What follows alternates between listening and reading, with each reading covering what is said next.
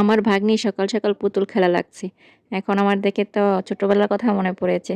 এখন আমার মেয়েকেও নিয়ে আসছি। দেখো কত সুন্দর করে তারা পুতুল বানাচ্ছে। আমরাও আগে কাপড় দিয়ে বানাতাম। এই যে এভাবে কাপড় দিয়ে বানাতাম। আর এখন তো প্লাস্টিকের সুন্দর সুন্দর ছোট ছোট মানে পুতুল পাওয়া যায়। তারা ওইগুলো কাপড় নিয়ে টুকরা করে শাড়ি পরাচ্ছে পুতুলকে। আর আমার মেয়ে শুধু কান্না করতেছে, দেও দেও।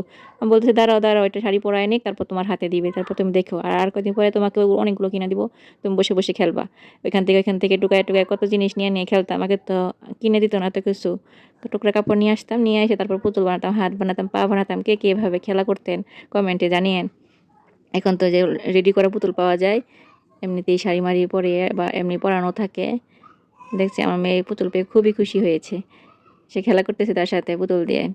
পুতুলের বিয়ে দিতাম, অনেক মজা করতাম। আগের কথা মনে পড়ে গেল।